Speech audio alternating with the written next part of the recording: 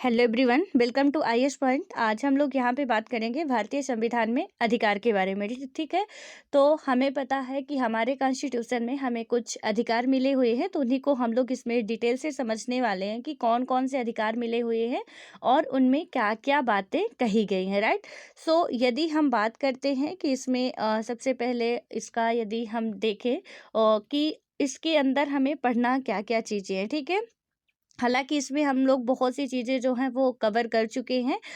इसका एक हम बेसिक नॉलेज तैयार कर रहे हैं कि अधिकार क्या होते हैं, क्यों ज़रूरी होते हैं और किस तरीके से ये हमें हमारे संविधान के द्वारा दिए गए हैं। ठीक है, तो इसमें है कि विश्व के अधिकांश दूसरे लोकतंत्रों की तरह भारत में भी ये अधिकार संविधान में दर्ज है। यानी कि जैसे हर एक जो भी लोकतांत्रिक कंट्रियां हैं वहाँ पे जो अधिकार दिए गए हैं वो किस में है, पूरा उनका एक अपना संविधान तैयार है और उसी में लिखित दस्तावेज के रूप में है। ठीक है, ऐसा नहीं है कि मौखिक रूप से आपको कह दिया गया है कि आपके ये पास ये अधिकार है और कुछ टाइम बाद यदि हमारे पेरेंट्स हमें नहीं बताते कि हमारे पास ये अधिकार है तो फिर आगे चल के वो कहीं ना कहीं गायब हो सकता है। ठीक है, क्योंकि हमारे पास कोई प्रूफ नहीं रहेगा, कोई सबूत नहीं रहेगा कि हाँ हमें ये अधिकार मिले हुए हैं या नहीं मिले हुए हैं। इसलिए वो लिखित रूप में होता है और काफ़ी लिखित रूप में होता है तो बेटर होता है। हमारे देश में भी कुछ ऐसी ही व्यवस्था है जहाँ भी क्या है कि एक लिखित जो दस्तावेज तैयार किया गया है जिसे हम संविधान कहते हैं, उसमें पूरा सब कुछ दिया गया है, हमारे फंडामेंटल राइट्स, फंडामेंटल ड्यूटीज। और मैं आपको बोली भी थी कि आप फंडामेंटल ड्यूटीज कवर कर लीजिएगा। ठीक है, क्योंकि हमें अधिकार जानना तो ज़रूरी है लेकिन अधिकार के साथ साथ हमें अपने ड्यूटी से अवगत होना भी ज़रूरी है। यानी हमारे जो मौलिक कर्तव्य हैं वो भी पढ़ना हमारे लिए बहुत ज़रूरी है। हालांकि हम आगे पढ़ेंगे लेकिन आप लोग अभी पढ़ लेंगे साथ साथ तो बेटर रहेगा। अब इसमें आता है कि हमने मतलब हमारे जीवन के लिए बुनियादी रूप से जरूरी अधिकारों को विशेष दर्जा दिया गया है, इन्हें मौलिक अधिकार कहा जाता है। राइट। और अध्याय 3 में हमने अपने संविधान की प्रस्तावना पढ़ी, यानी कि हम प्रियम्बल पढ़े और उसमें कुछ वर्ड आए थे। ठीक है, और हालांकि प्रियम्बल के एक एक वर्ड का मीनिंग हम लोग समझे हैं कि क्या मतलब है इसका, क्योंकि वो लिखा सिर्फ एक पेज का है, एक पेज भी पूरे नहीं होते हैं, लेकिन उसके एक एक वर्ड में बहुत मतलब इतना उसका बड़ा मीनिंग है कि पूरा संविधान उसके अंदर ही आ जाता है। ठीक है, तो हम मतलब सुप्रीम कोर्ट भी या पूरा संविधान ना पढ़ के प्रियम्बल पढ़ के ही किसी उसमें यदि फैसला नहीं कर पा रहे हैं तो उसको क्या करते हैं, उसको ही पढ़ के सीधे वो अपने निर्णय तक पहुंच जाते हैं। ठीक है, इसीलिए उसे संविधान की कुंजी भी प्रस्तावना को कहा जाता है। और संविधान की कुंजी किसे कहा जाता है, ऐसा क्वेश्चन भी बन सकता है। ठीक है, ये सारी बातें आप याद रखिएगा और आई होप कि आपको याद होंगी। तो यहाँ पे यदि हम देखें कि कौन कौन से वो वर्ड आए थे, तो इसमें क्या था कि सभी नागरिकों को समानता, राइट, यहाँ पे समानता, स्वतंत्रता और न्याय दिलाने की बात कहता है। यानी कि हमने समानता की बात की कि अवसर की समता प्राप्त कराने। ठीक है, उसके बाद स्वतंत्रता, स्वतंत्रता हम देखे थे कि 3 टाइप्स की स्वतंत्रता थी, सामाजिक, राजनीतिक और आर्थिक। उसके बाद न्याय थे, वो थे 5 प्रकार के न्याय थे। हमें जो भी विचार अभिव्यक्ति की स्वतंत्रता मतलब न्याय थे, ये हमें 5 प्रकार के थे। ठीक है, तो उसके बाद यदि हम बात करते हैं, सॉरी थोड़ा सा इसमें उल्टा हो गया, यानी कि स्वतंत्रताएं जो थी हमें 3 प्रकार की थी और जो 5 प्रकार की हैं, और न्याय जो है वो हमारे कितने हैं, 3 प्रकार के हैं। तो इसमें आप याद रखिएगा कि जो भी हमारे न्याय हैं, जो स्वतंत्रता है, जो हमारे समानता का अधिकार है। ठीक है, तो इनका अब ऐसा नहीं कि सिर्फ समानता है तो समानता में हम हर एक फील्ड में समानता की बात की जा रही है। ठीक है, इसीलिए पूरा उसको संविधान की कुंजी कहा जाता है, ऐसे ही कोई वर्ड यूज नहीं किया जाता है। उसके बाद स्वतंत्रता की बात करें तो इसमें आप क्लियर कर लीजिएगा 5 ही स्वतंत्रताएं हमें मिली हुई हैं। ठीक है, और उसके बाद है यानी कि प्रियम्बल में 5 स्वतंत्रताओं की बात की गई है, जिसमें यदि हम बात करें तो उनमें कौन कौन सी स्वतंत्रता है, तो विचार, अभिव्यक्ति, विश्वास, धर्म और उपासना की स्वतंत्रता है। और न्याय हमारे हैं सामाजिक, आर्थिक और राजनीतिक। ठीक है, थोड़ा सा मैं पहले गलत बोल गई थी, सो आई एम रियली सॉरी, आप लोग उसको सही कर लीजिएगा। तो इसमें मतलब क्या बात की जा रही है कि दिलाने की बात कहता है और मौलिक अधिकार इन वायदों को क्या करता है, व्यवहारिक रूप देते हैं। ठीक है, और ये अधिकार भारत के संविधान की एक महत्वपूर्ण बुनियादी विशेषता है। और इसके आगे यदि हम देखते हैं तो आप जानते हैं कि हमारा संविधान 6 मौलिक अधिकार प्रदान करता है, ठीक है। तो इसमें हमें संविधान में अपने कितने फंडामेंटल राइट्स मिले हुए हैं, तो 6 है। और उसके बाद है कि यहाँ पे यदि हम बात करें तो क्या आप इन्हें बता सकते हैं, यानी कि आपको यदि पता है और ये बहुत एक बेसिक नॉलेज है। आई होप कि आपको छठों अधिकारों के नाम बिल्कुल अच्छे तरीके से याद होंगे। और उसके बाद है कि एक आम नागरिक के लिए इन अधिकारों का ठीक ठीक क्या मतलब होता है, ठीक है। आइए एक एक करके इन पर नजर डालते हैं, यानी कि कितने अधिकार हैं और इनमें एक आम नागरिक के लिए इनकी क्या उपयोगिता होती है। आम नागरिक का मतलब हम आप सभी आते हैं, ठीक है। तो इनकी क्या उपयोगिता होती है, इसके बारे में हम लोग समझेंगे कि जो 6 अधिकार हैं, तो ये 6 अधिकार कौन कौन से हैं, किस किस आर्टिकल के तहत इनकी बात की गई है, और उसके बाद इनमें क्या क्या समानताएं हैं। तो यहाँ पे पहला हमारा आता है समानता का अधिकार, ठीक है, जो हमारा फर्स्ट फंडामेंटल राइट है। तो आपको लिखना है मौलिक अधिकार। मौलिक अधिकार के बाद आपका आएगा 6 मौलिक अधिकार होते हैं, ठीक है। मूल रूप से हमें 6 मौलिक अधिकार हमारे संविधान में वर्णित किए गए हैं। हालांकि पहले 7 थे, लेकिन यदि हम बात करें तो 44वें संविधान संशोधन 1978 1978 के तहत उसे क्या कर दिया गया था, हटा दिया गया था। और 300 शायद ऐसे 300 समथिंग है, उसमें रखा गया था इसे एक कानूनी अधिकार बना के, और वो था हमारा संपत्ति का अधिकार था, ठीक है। तो उसको हटा दिया गया था। तो अब वर्तमान में 6 ही मौलिक अधिकार हैं, उनमें से पहला हमारा आता है। और आपको लिखना है, इनमें कुछ इंपॉर्टेंट जो भी बातें आएंगी, एक दो पॉइंट उनको हमको नोट करना है, ठीक है। तो इसमें आता है समानता का अधिकार। अब यदि हम बात करते हैं समानता के अधिकार के बारे में, तो सबसे पहले तो हमारे लिए जानना ये जरूरी है कि ये किस आर्टिकल से लेके किस आर्टिकल तक आते हैं, ठीक है। क्योंकि अभी हाल फिलहाल का 2020 का क्वेश्चन आया हुआ था, बहुत इजी क्वेश्चन था, लेकिन सब कंफ्यूज हो गए थे और मैक्सिमम लोगों का गलत हो गया था, ठीक है। जबकि इतना टफ ये क्वेश्चन था नहीं, लेकिन हो गया, मतलब क्या बोले, लक सही नहीं था, ठीक है। तो उस क्वेश्चन में पूछा क्या गया था, अस्पृश्यता का अंत, ठीक है। और अस्पृश्यता का अंत किस अधिकार के अंतर्गत आता है, ऐसे कुछ क्वेश्चन था, आप लोग देख लीजिएगा, क्लियर मुझे याद नहीं है। इसी से रिलेटेड था, यानी जो मैं आर्टिकल आपको 14 to 18 बता रही हूँ, इसी से रिलेटेड था वो। समानता के अधिकार के अंतर्गत ही अस्पृश्यता का अंत आता है, ठीक है। अब उसमें एक एक करके ना दे के उसमें दे दिया था समानता का अधिकार, स्वतंत्रता का अधिकार, संवैधानिक उपचारों का अधिकार, शोषण के विरुद्ध अधिकार।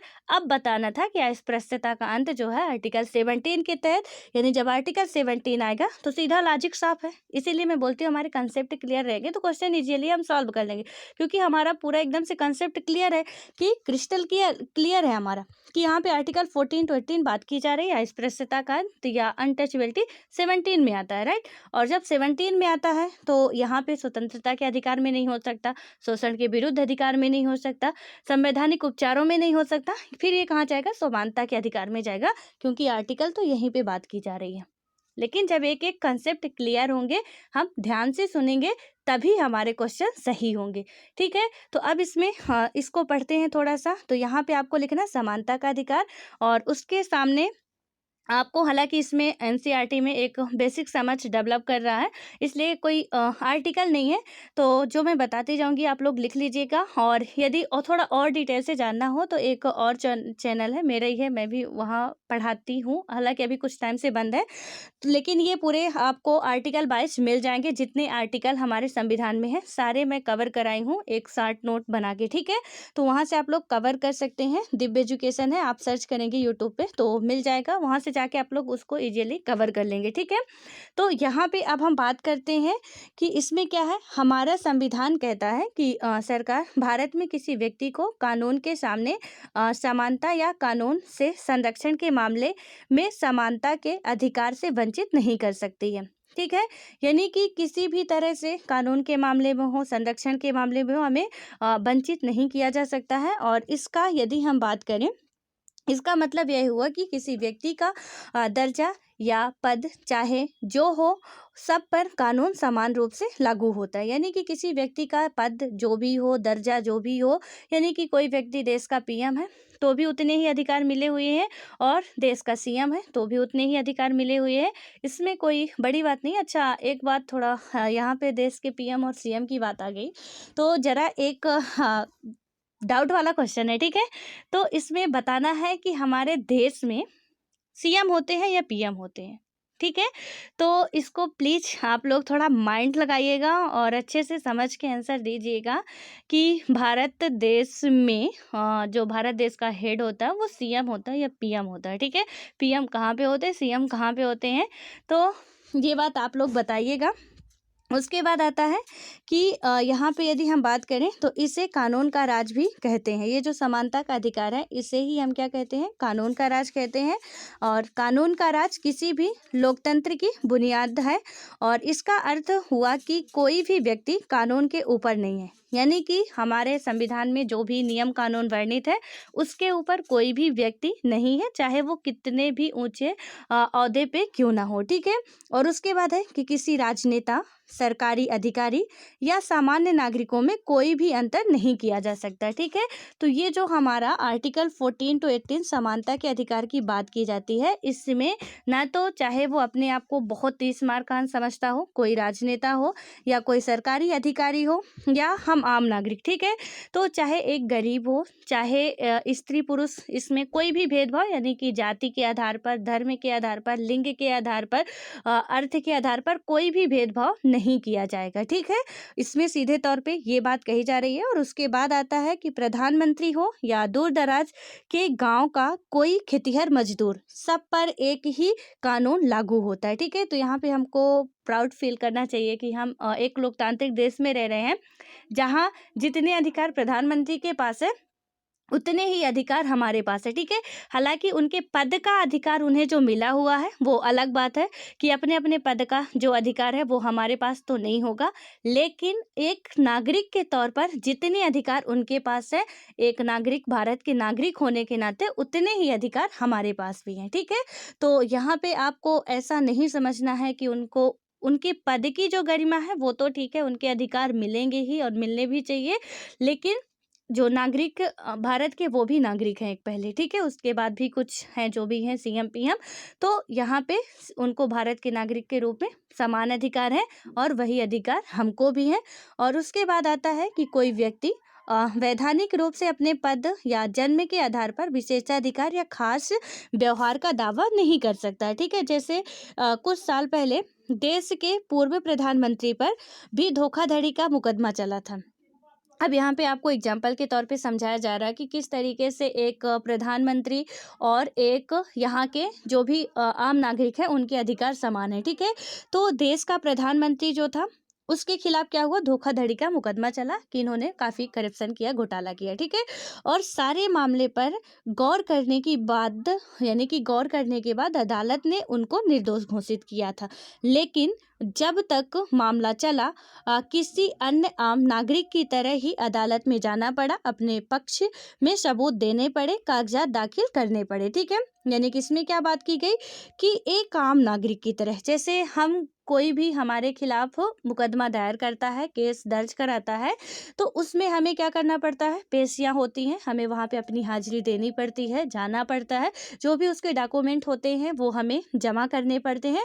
सेम उसी तरह उनके साथ भी वही प्रोसेस हो रही है कि वो घोटाले में पकड़े जाते हैं और उनको भी वो सारी प्रोसेस करनी पड़ती है, भले ही बाद में वो निर्दोष साबित हुए, बरी कर दिया गया उनको, लेकिन पहले एक आम नागरिक की तरह जो हमारे साथ हम कोई गलती करते हैं तो होता है, वही एक देश के प्रधानमंत्री के साथ भी हो रहा है, ठीक है।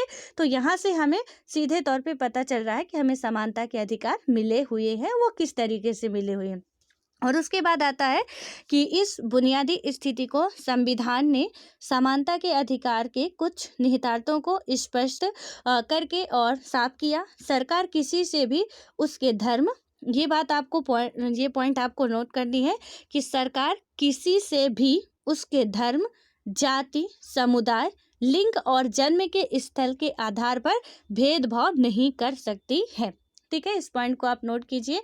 और उसके बाद आता है नेक्स्ट, तो इसमें आता है दुकान, होटल और सिनेमा घरों जैसे सार्वजनिक स्थल में किसी के प्रवेश को रोका नहीं जा सकता है। ये दूसरे पॉइंट में आप नोट करिए। और तीसरा पॉइंट हमारा आता है किसी प्रकार क्या होता है, सार्वजनिक कुएं, तालाब, स्नान घाट, सड़क, खेल के मैदान और सार्वजनिक भवनों के इस्तेमाल से किसी को वंचित नहीं किया जा सकता। ठीक है, यानी कि इसमें क्या हुआ कि जो भी गवर्नमेंट के द्वारा कुछ जो भी संस्थाएं हैं, चाहे वो होटल हो, चाहे वो स्नान घर हो, यानी कि यहाँ पे यदि हम बात करें, होटल हो गया, सिनेमा घर हो गया या दुकान हो गई, कुछ भी है, ठीक है, तो वहाँ पे या गवर्नमेंट के द्वारा जो भी स्नान घाट बनाए जाते हैं, सड़क बनाए जाते हैं, प्लेग्राउंड बनाए जाते हैं, तो वहाँ पे आपको किसी भी आधार से कि आपको कह दें कि आप अच्छे मतलब आप एससी के हो या एसटी के हो तो आप वहाँ पे प्रवेश नहीं करोगे, या तो बात कर दी जाए कि आप महिला हो तो आपको प्रवेश वहाँ पे नहीं करना है,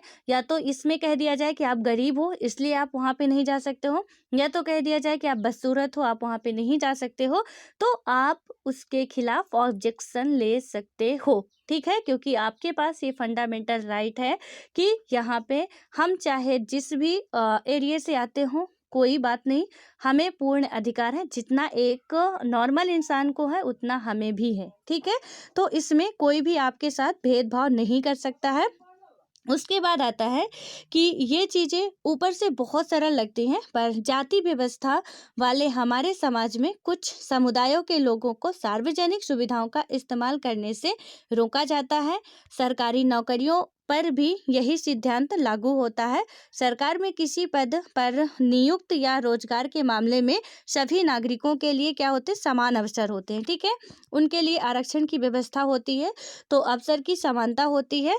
उपयुक्त आधारों पर किसी भी नागरिक को रोजगार के अयोग्य नहीं करार दिया जाएगा। उपयुक्त आधारों का मतलब वही जो हम अभी बात किए कि जाति के आधार पर, धर्म के आधार पर, लिंग के आधार पर या आर्थिक आधार पर उसमें कोई भी भेदभाव नहीं किया जाएगा। ठीक है, और इसमें क्या हुआ कि ये सारी बातें अभी हम देखें कि किस किस सेक्टर पे यहाँ पे रोक नहीं लगाई जाएगी, कोई लगाता भी है तो हम ऑब्जेक्शन ले सकते हैं, बट इसमें राइटर ही बता रहे हैं कि ये कहना आसान है, लेकिन हमारे देश में आपको पता है कि जातीय व्यवस्था बहुत अच्छी खासी चल रही है। ठीक है, और यहाँ पे जब ये जाति धर्म वाला फंडा चल रहा है तो एक जाति दूसरे जाति से, दूसरा जाति तीसरी जाति से अच्छी खासी नफरत करते हैं। ठीक है, और नफरत इन द सेंस कि ऐसा नहीं कि सबसे ही नफरत करते हैं, बस वो है कि किसी यदि एसटी के बंदे ने आपका यदि कोई गवर्नमेंट गांव वगैरह में देखोगे आप कि नल है, तो यदि उसने पानी ले लिया तो जो ब्राह्मण होंगे वो क्या करेंगे, उस नल को ऐसे धोएंगे कि नल को ही उखाड़ के फेंक देंगे। ठीक है, यानी इतना साफ करते हैं जैसे वो पूरा पानी ही गंदा हो गया हो, सब कुछ अछूत मानते हैं। इस तरीके से कहीं मंदिर में कोई प्रवेश कर लिया तो पूरा मंदिर का जो भी ग्राउंड है उसको धोया जाएगा। तो इसीलिए इसमें क्या किया गया, ताकि सबको समानता का अनुभव हो। लेकिन आज भी हमारा संविधान ये सारी बातें कहता है, लेकिन मानने वाले हम सब हैं और कहीं ना कहीं इसे एक्सेप्ट नहीं कर पाते हैं। ठीक है, और ये बिल्कुल सच्चाई है। यदि हम कहें कि नहीं हम ऐसा करते हैं तो बिल्कुल गलत है, क्योंकि कहीं ना कहीं आज भी वही पूर्वाग्रह से जकड़े हुए हैं लोग और उससे आगे निकलना नहीं चाहते हैं।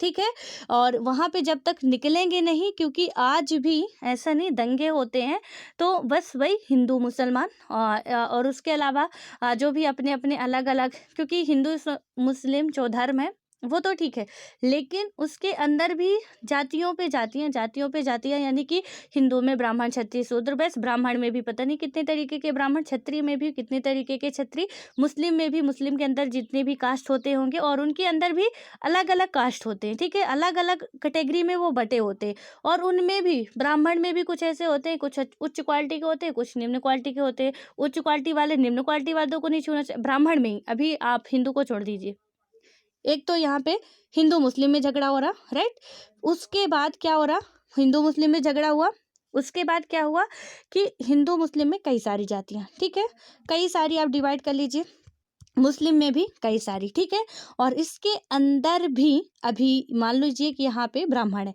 ब्राह्मण में भी कोई उच्च क्वालिटी का ब्राह्मण है, कोई निम्न क्वालिटी का ब्राह्मण है, कोई थोड़ा और ज़्यादा निम्न क्वालिटी का ब्राह्मण है। ठीक है, अब ये बंदा जो उच्च क्वालिटी का है इधर नहीं अभी ये है ब्राह्मण ही, ठीक है, ये ब्राह्मण कैटेगरी के ही आते हैं, लेकिन ये इसे नहीं देखना चाहते हैं, मतलब ऐसा मानते हैं कि ये हमसे थोड़ा नीचे, इसके घर का पानी नहीं पीना चाहिए।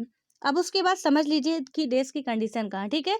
उसके बाद छतरी पे आते हैं, तब तो ये ब्राह्मण है। जब यहाँ ये हालत है कि ब्राह्मण में ब्राह्मण ही इतने कैटेगरी के हैं कि वो नहीं जा रहे हैं, ठीक है। अब यहाँ पे आते हैं तो यहाँ पे भी, और ऐसा नहीं कि आज हम मतलब टेक्नोलॉजी में आ गए हैं तो काफ़ी आगे बढ़ गए। ये जाति व्यवस्था ना आज भी चल रही है, बहुत अच्छी खासी तरीके से चल रही है, गाँव में भी चल रही है। और हालाँकि कुछ सुधार हो रहा है, मान सकते हैं कि कुछ सुधार हो रहा है, लेकिन बहुत कम सुधार हो रहा है, ठीक है। और यही रीज़न होता है कि जब कोई भी यदि जो भी अभी न्यू जनरेशन के बच्चे हैं, यदि लव मैरिज कर लेते हैं या कुछ मतलब अपने कास्ट से हट के मैरिज वगैरह करते हैं, उनको मार दिया जाता है, घर से निकाल दिया जाता है, मतलब इतना ज़्यादा परेशान किया जाता है। तो यहाँ पे सिर्फ यही कारण है जातीय व्यवस्था का, ठीक है। और कोई दूसरा कारण नहीं है। विवाद का भी यही सारी समस्याओं का जड़ है। और यहाँ पे आशा की जाती है आप लोगों से, दैट मीन्स एक एजुकेटेड पर्सन से, क्योंकि जो चीज़ें आप यहाँ पे पढ़ रहे हो वो चीज़ें बहुत से लोगों को नहीं पता है। क्योंकि यदि आपको पता हो तो हम लोग 6th क्लास में भी या कि 9th क्लास में भी ये सारी चीज़ें पढ़े रहे होंगे, लेकिन हमें भी इतना अच्छे तरीके से याद नहीं था, ठीक है। जब हम यूपीएससी के लिए आते हैं, अब पढ़ते हैं, तो वो चीज़ें हमें याद करनी पड़ती हैं, क्योंकि कि हम पब्लिक सर्वेंट बनने जा रहे हैं, ठीक है। यहाँ पे किसी राजनेता के सर्वेंट नहीं बनने जा रहे हैं, एक सिविल सर्वेंट बनने जा रहे हैं। यहाँ पे हमको जनता की सेवा करनी पड़ती, इसलिए सारी चीज़ें हमें जानना ज़रूरी होता है। तो यहाँ पे सिर्फ आप लोगों जैसे इंसान से आशा की जा सकती है कि कुछ बदलाव हो सकता है, और आप लोग उसके नज़रिए से नहीं देखेंगे।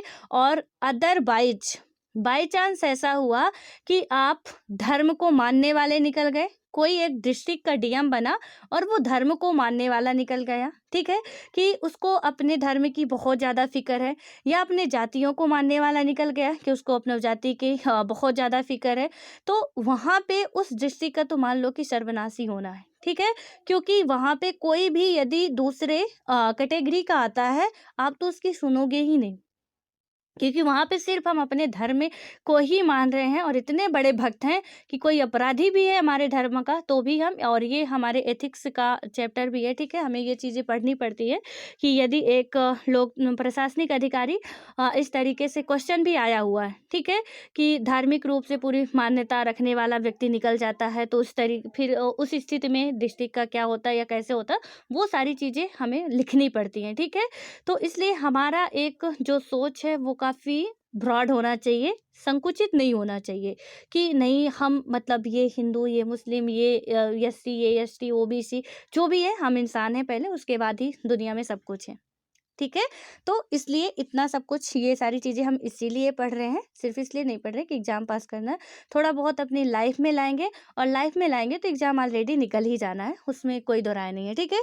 अब उसके बाद यहाँ पे आते हैं, इसमें क्या बात की गई कि मतलब रोजगार में भी समानता की बात हमने देख ली, और उसके बाद यहाँ पे है कि उसके साथ भेदभाव नहीं किया जा सकता है। पिछले अध्याय में आपने पढ़ा कि भारत सरकार ने नौकरियों में अनुसूचित जाति, अनुसूचित जनजाति और पिछड़ी जातियों के लिए आरक्षण की व्यवस्था की थी, ठीक है।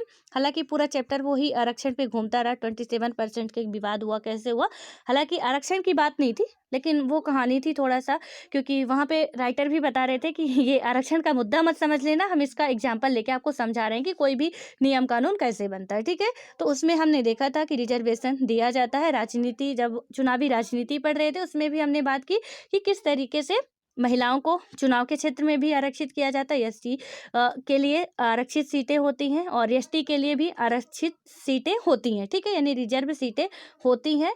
तो वहाँ पे जो भी जिनको भी नीड होती है ये किया जाता है। और उसके बाद होता है कि अनेक सरकारें विभिन्न योजनाओं के तहत कुछ नौकरियों में स्त्री और गरीब या शारीरिक रूप से विकलांग लोगों को प्राथमिकता देती हैं। आप सोच सकते हैं कि आरक्षण की इस तरह की व्यवस्था समानता के अधिकार के खिलाफ है, ठीक है। तो कहीं ना कहीं इसमें बताया जा रहा है कि जब ये सारी चीज़ें हैं तो हमारे मन में आ सकता है कि ये व्यवस्थाएं कहीं ना कहीं क्या है कि हमारे समानता के खिलाफ है, क्योंकि उसको रिजर्व कर दिए आप तो हमारा कुछ भी आएगा, यानी कि हम एक बहुत एजुकेटेड पर्सन है, और कई बार हम लोग बात भी कर चुके हैं, तो हमें नहीं मिलेगी वो जगह जो कि आरक्षित है, ठीक है। सरकार के पास सीटें हैं, ये रिजर्व वाली खाली भी हैं, तो भी हमें नहीं मिलने वाली, क्योंकि इसमें सिर्फ वही आएंगे जिसके लिए ये है, ठीक है? तो इसलिए इसमें बताया जा रहा है कि हो सकता है कि आपको ये गलत लगे, लेकिन आगे देखते हैं ये गलत है कि नहीं, किस तरीके से। तो इसमें क्या है, पर असल में ऐसा नहीं है, ठीक है? समानता का मतलब हर किसी से उसकी ज़रूरत का ख्याल रखते हुए समान व्यवहार करना, और समानता का मतलब है हर आदमी को उसकी क्षमता के अनुसार काम करने का समान अवसर उपलब्ध कराना। कई बार क्या होता है कि अवसर की समानता सुनिश्चित करने भर के लिए ही कुछ लोगों को विशेष अवसर देना ज़रूरी होता है, राइट? और उसके अवसर की समानता की भी बात हमारे प्रियम्बल में की गई है। और उसके बाद आता है कि यहाँ पे यदि हम बात करें कि अवसर की समानता देना तो ज़रूरी है, और आरक्षण आरक्षण जो होता है या रिजर्वेशन वो यही करता है। और इसी बात को साफ करने के लिए संविधान स्पष्ट रूप से, हमारा जो कॉन्स्टिट्यूशन है वो क्या कहता है कि इस तरह का आरक्षण समानता के अधिकार का उल्लंघन नहीं करता। यानी कि जिनको ज़रूरत थी रियल में, लेकिन उस वहाँ तक नहीं पहुँच पा रहे थे, ठीक है? तो उनको कुछ हमने रियायत दे दी कि आपको इतना ही करना है, कम से कम इतना तो आप कर ही सकते हो और उसके बाद आ सकते हो, ठीक है? तो यहाँ पे जब छूट दी गई धीरे-धीरे, तो एससी, एसटी जो कि सिर्फ़ उनको पहले था कि वो अपना ही काम कर सकते थे, ठीक है? तो वो अब उससे बाहर निकल के कहाँ आ गए, उनको समानता का अधिकार मिल गया है। वो सारी चीज़ें अब महिलाओं को पहले नहीं था कि महिलाएँ कुछ ऐसा वर्क नहीं कर सकती, लेकिन आप हर एक फ़ील्ड में देखोगे तो महिलाओं को भी समान अधिकार मिल गया है अब, ठीक है? तो अब हालाँकि हमेशा बदलते रहना चाहिए। अब यहाँ पे कोई आरक्षण का मुद्दा नहीं उठने वाला, ठीक है? तो इसलिए आप लोग आरक्षण पे ध्यान मत दीजिएगा। बस इतना समझिए कि समानता के अधिकार में आरक्षण कोई एक बाधा के रूप में नहीं मान सकते आप। यदि आपके मन में लगता है कि नहीं-नहीं हम सबको आरक्षण मिलना चाहिए, तो ऑब्वियस है कि एक पहले जो स्थिति थी बहुत सही था, उस हिसाब से दिया गया। लेकिन वर्तमान और कभी भी बच के रहिएगा आप लोग, मतलब अपने दिमाग में इसका आंसर रखे रहिएगा, बेटर होगा। क्योंकि हमेशा जो भी हमारे संविधान में हुआ वो बदलता रहता है, ठीक है? बदलना ज़रूरी भी है, क्योंकि पहले की ज़रूरत कुछ और थी, अभी की ज़रूरत हमारी कुछ और है। तो यहाँ पे जब बदलता रहता है तो कहीं न कहीं अब इसमें भी बदलाव लाने की ज़रूरत है कि जो जाति के आधार पर किया गया था पहले, तो अब ऐसे उनको बढ़ाना बहुत इम्पोर्टेंट है, और उनको बढ़ाना भी चाहिए, क्योंकि फिर हम समानता के अधिकार की बात नहीं कर पाते। यदि उनको नहीं बढ़ाया जाता तो हम आज समानता के अधिकार की बात नहीं कर पाते। लेकिन जब उनको बढ़ाया जा चुका है अभी, हालाँकि उतना ज़्यादा रेशियो नहीं है, फिर भी एक आप मान सकते हो कि हम कैसे हर एक फ़ील्ड में ना जाना चाहे वो अलग है, ठीक है? क्योंकि ज़बरदस्ती तो कोई नहीं ले जाएगा, लेकिन ये है कि सरकार के द्वारा आपको अधिकार मिले हुए हैं। तो इसलिए आप लोग जब भी आएगा वहाँ पे थोड़ा उसका आंसर सोच के रखिएगा कि किस हिसाब से देना है। और उसके बाद आता है कि किसी तरह का भेदभाव ना होने का सिद्धांत सामाजिक जीवन पर भी इसी तरह लागू होता है। यह संविधान सामाजिक भेदभाव के एक बहुत, यानी कि ये जो संविधान है हमारा क्या है, सामाजिक भेदभाव के एक बहुत ही प्रबल रूप छुआछूत का जिक्र करता है। ये छुआछूत का आया यहाँ पे जो अनटचेबिलिटी का है, तो इसमें क्या है कि जिक्र करता है और सरकार को निर्देश देता है कि वह इसे समाप्त करे। यानी कि यहाँ पे आप देखते हो कि अपना देश जो अभी विकासशील देश की बात कर रहे हैं, हमारे देश में सभ्यताएं हैं, संस्कृति हैं, बहुत अच्छा लगता है, सारी चीज़ें हैं, लेकिन कहीं ना कहीं हम बहुत पीछे भी हैं, ठीक है?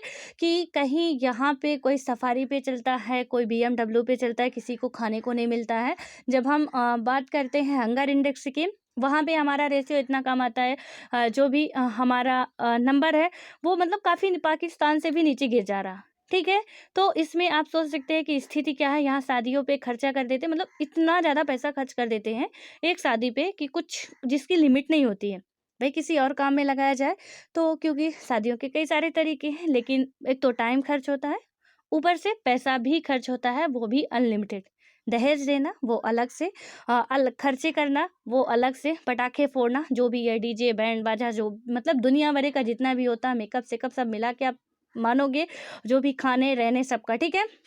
इतना ज़्यादा खर्च कर देते हैं, यानी कि जितनी कमाई कमाए रहते हैं तो उसकी आधा तो इन्वेस्ट कर देते हैं। जिनके पास नहीं होता वो कर्ज लेके करते हैं। तो यहाँ पे आप सोच सकते हो कि एक डेवलप कंट्री जो होती है, जैसे अमेरिका वगैरह की बात करें हम, वहाँ पे विकासशील जो विकसित देश जो हैं, वहाँ पे सीधे क्या होता है, आपको मैरिज करनी, कोर्ट पे जाओ, शादी करो, काम खत्म करो, ठीक है? एक करनी है, दो करनी है, जितनी करनी है करो, अपना जो भी मर्जी है करो। इतना ना तो वो टाइम वेस्ट करते हैं और वो यही समझते हैं कि जितना टाइम इसमें वेस्ट करना है उतना टाइम हम कहीं और लगा सकते हैं और उसका कुछ आउटपुट भी निकलने वाला है, ठीक है। लेकिन हमारे यहाँ ये सारी चीज़ें होती हैं, हालांकि देखने में काफ़ी अच्छा लगता है, काफ़ी बेहतर है, लेकिन कहीं ना कहीं हम अपनी इकोनॉमी का एक बहुत बड़ा हिस्सा, क्योंकि एक व्यक्ति ऐसा नहीं करता है, आपको यदि पता हो तो एक व्यक्ति ऐसा नहीं करता है। हालांकि हम इसके एक पक्ष की बात नहीं कर सकते हैं कि यहाँ पे सिर्फ और सिर्फ हम ये देखें कि इकोनॉमी को लॉस हो रहा है। कहीं ना कहीं दूसरे जो रोजगार, मतलब कि जो, यदि बात करें कि जो जैसे डीजे वाले हो गए या कि और जो भी होते हैं उत्पादनकर्ता, कपड़े वाले, ज्वेलरी वाले, उनको काफ़ी प्रॉफिट भी होता है, ठीक है। तो उनको एक तरीके से जहाँ प्रॉफिट हो रहा वहाँ हम इधर बहुत सी चीज़ें जो है कुछ ऐसे ही, और टाइम सबसे बड़ा तो इन टाइम का इन्वेस्टमेंट होता है, ठीक है। जहाँ पे हम टाइम इतना ज़्यादा ख़राब कर देते हैं कि 1 महीने तक वही सारी घिसी-पिटी जो भी चलता रहता है, जो भी होता है शादी का पूरा मतलब इतना सब कुछ होता है, ठीक है। और यहाँ पे इसीलिए कहीं न कहीं हम लोग अभी भी पीछे हैं, ठीक है। तो हर एक हम छोटे-छोटे पहलुओं को भी देखें ना, उनसे भी हमें समझ में आ सकता है कि हम किस स्थिति में हैं और कहाँ जाना चाहिए हमें। और ये जाति व्यवस्था, यहाँ पे भी हम देख सकते हैं कि किस तरीके से है, छुआ-छूत अभी भी लेके बैठे हैं। ठीक है, कई जगह तो यहाँ यही नहीं पता चलता, हालाँकि हम ऐसा नहीं कह सकते कि अमेरिका में बहुत अच्छा है, बिल्कुल भी अच्छा नहीं, क्योंकि वहाँ पे भी रंग-भेद का ना इतना बड़ा अच्छा खासा इश्यू चलता है और आप लोग, कई बार मैं उसका एग्ज़ाम्पल भी दे चुकी हूँ। तो वहाँ पे रंग-भेद का जो मैटर है चलता है, कहीं न कहीं अमीरी-गरीबी का भी थोड़ा बहुत चलता है, इंसान हर जगह के एक ही होते हैं, लेकिन इतना ज़्यादा नहीं चलता, किसी को किसी से इतना ज़्यादा इंटरेस्ट नहीं होता है, अपने काम से काम रखो, जो भी तुम्हें करना है तुम करो भाई, खुश रहो, जो भी हमें करना हम करते हैं, खुश रहते हैं, ठीक है। यहाँ तो पड़ोसियों की हम ज़्यादा देखते हैं, अपनी कम देखते हैं। हमारे घर में खाने को नहीं चलेगा, लेकिन हम पड़ोसियों की देख के, अरे यार उसके यहाँ ऐसा नहीं है, ऐसा नहीं है, मतलब ऐसे कानाफूसी करेंगे जैसे हम ही उसका सब कुछ उठा रहे हैं। तो यहाँ क्योंकि हम अपना टाइम किस में ख़राब कर रहे हैं, आपको पता है, हम कहते हैं हमारा एजुकेशन लेवल बिल्कुल सही है, हमारा एजुकेशन उस लेवल का है ही नहीं जहाँ पे कि देश का विकास हो सके। क्या आप लोग कभी सोचते हो कि कुछ अपवाद छोड़ दिए जाएँ, तो हर एक चीज़ों का आविष्कार विदेशों में होता है, क्यों होता है? क्या हमारे माइंड नहीं है? क्या हम नहीं कर सकते आविष्कार? लेकिन हमें क्या है कि हम दूसरों के घर को ज़्यादा देखते हैं, अपने अपने आप को कम देखते हैं, अपने आप को कम टाइम दे पाते हैं, ये बिल्कुल रियलिटी है। हम सभी के साथ ये है होता है और ये सच्चाई है। ठीक है? और जिन्होंने अपने आप को टाइम दिया वो बहुत आगे निकल चुके हैं। जिन्होंने सिर्फ़ अपने आप को टाइम दिया कि दूसरों की झाँकने से पहले, दूसरों को देखने से पहले, पहले हम खुद को देख लें कि क्या है, हम कहाँ पे हैं अभी, उसके बाद हम देखें, तो वो काफ़ी आगे भी निकल जाते हैं। लेकिन हम ज़्यादातर देश के लोग हमारे यही करते रहते हैं और इसी में ही बस ऐसे ही चलता रहता है। और हम ही नहीं, हमारे मीडिया वाले भी कुछ ऐसा ही करते रहते हैं, अपने देश का कम पाकिस्तान का ज़्यादा लाते हैं, ठीक है। तो अब यहाँ पे छुआछूत भी एक मुद्दा ही है जो देश के विकास में कहीं न कहीं बहुत बड़ी बाधा बनता है, ठीक है। और उसके बाद क्या है कि कानूनी रूप से गलत करार दिया गया है और यहाँ पे छुआछूत का मतलब कुछ खास जातियों के लोगों के, मतलब लोगों के शरीर को छूने से बचाव पर, यानी कि बचाव भर से नहीं है, ठीक है। कि कुछ खास जाति के लोग जो हो गए जिन्हें अछूत माना जाता है, यदि उन्होंने छू दिया तो क्या करते हैं, कपड़े-वपड़े सब चेंज करते हैं, गंगा जल से पवित्र होते हैं। ऐसा नहीं करते कि ज़हर खा के फिर मर ही जाएँ तो पूर्ण रूप से क्या हो जाए, वो शुद्ध हो जाए, हालाँकि सॉरी वो उनका मैटर है। अपना ही श्रद्धा है जो भी मानते हैं, लेकिन जब वो मानते हैं, ऐसा करते हैं, तो सामने वालों को जिसने छू दिया उसे बहुत बुरा लगता है, ये सच्चाई है, ठीक है। तो ऐसा करना नहीं चाहिए, लेकिन यहाँ पे नहीं करते, उसने छू दिया तो जाएँगे अपने कपड़े-सपड़े पूरा पवित्र होंगे, ठीक है? शुद्ध हो जाते हैं तो जाके पवित्र होते हैं। और उसके बाद क्या होता है कि उन सारी सामाजिक मान्यताओं और आचरणों को भी गलत करार देता है, जिसमें किसी खास जाति हो, मतलब जाति में जन्म लेने भर से लोगों को नीची नज़र से देखा जाता है और या उनके साथ क्या किया जाता है, अलग तरह का व्यवहार किया जाता है। इसीलिए क्या है, संविधान ने अछूतों को दंडनीय अपराध घोषित किया है, ठीक है? यानी कि अछूत जो भी छुआछूत, सॉरी यहाँ पे अछूत नहीं है, छुआछूत है, ठीक है।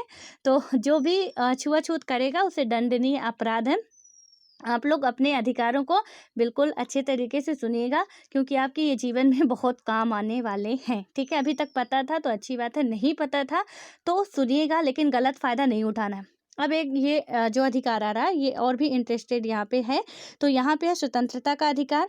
तो इसके बारे में हम लोग अब कल चर्चा करेंगे, क्योंकि टाइम काफ़ी हो गया है। सो अब कल मिलते हैं, तब तक आप लोग खुश रहिए, मस्त रहिए और पढ़ते रहिए, ठीक है?